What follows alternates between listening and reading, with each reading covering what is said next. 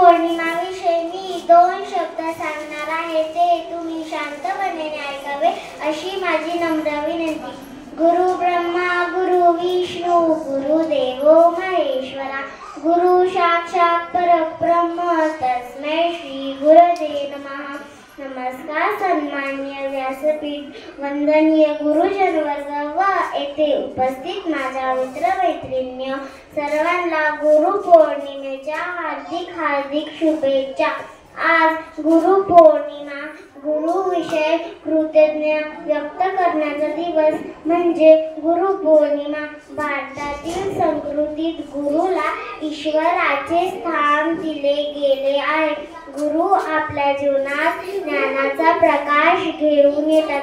ही गुरुपौर्णिमा किंवा व्यासपौर्णिमा आषाढ शुद्ध पौर्णिमेला साजरी करतात. धन्यवाद.